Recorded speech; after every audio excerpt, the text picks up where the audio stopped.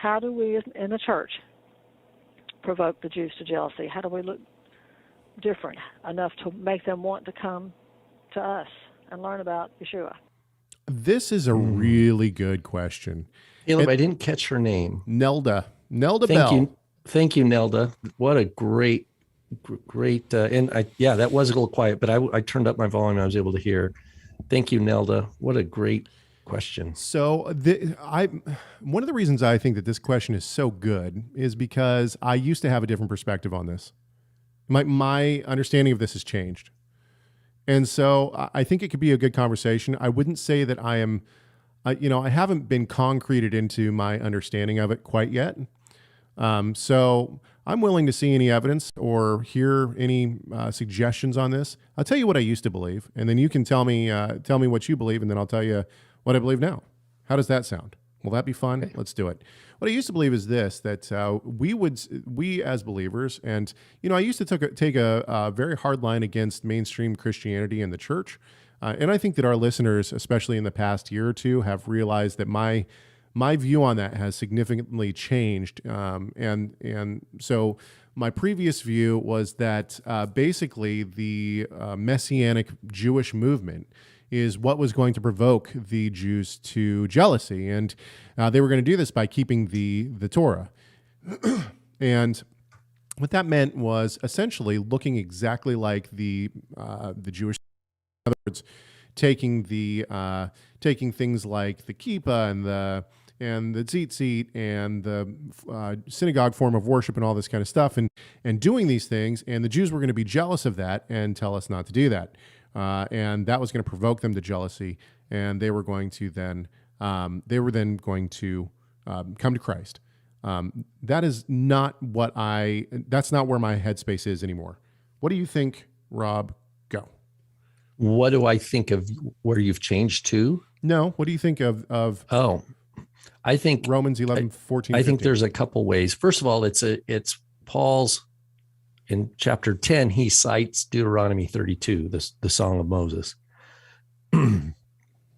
where it says, "I will make you jealous by a non-people, by those who are not a nation." And Paul's applying that to the gospel going out and Israel's rejection of the Messiah. And I think it could unfold and have more than one expression. I think one is the emergence of the rabbinic system and the Mishnah and the Talmud. I think that could be understood as a symptom of jealousy, that you have the Bible being translated and spread, even the Torah and the prophets, into new languages and being taken throughout the world.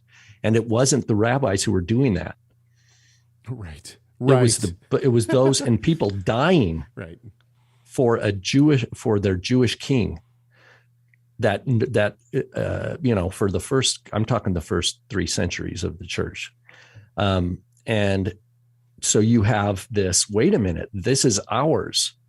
This is not yours. And it's a fleshy reaction. So one way to understand the history of the emergence of rabbinic Judaism, what do? One of the first claims that the rabbis make is that we have an oral tradition that goes all the way back to Moses. Right. They don't. Right. Why do they need to create the myth of the Judaism of the 2 Torahs? Is because what we call the Christian church, I know that's a messy term, but had such a powerful transformative effect on world history and and this love of God that was like nothing that the Jews had seen, because they were not taking their message to the nations and translating it and giving their lives to spread it. They weren't doing that. And I think that this insulation move that we see in the rabbinic world over the last 1,500 years can be viewed as one symptom of that jealousy. But that it doesn't end there. I would not say that's exclusively the expression, because I think there are times where, even to today, when you see, and maybe Caleb, you're not so ready to see this, but I'm not against that. There can be times in our world today where non-Jews who are pursuing Torah and loving God is going to annoy people like your Toby Singer and those kind of people. And they're going to just throw rocks, even if it's, with Singer, it's word stones, right? It's not literal stoning. He's just stoning with words though. Right. But they are enraged, and in their getting enraged, they're going to attack, but they can't. It's not sustainable to just attack unless they can also affirm some truth about their own tradition. And it forces them to go deeper into what they believe the Torah to be. And it's in that environment that there are going to be some that are going to come to faith. And I think God is faithful that in every generation there are Israel, that will come to faith. Thank you so much for watching this video. Tell us your thoughts on this subject by leaving a comment in the comment section. Make sure you like, share, subscribe, and enable those notifications. And we'll see you in the next video.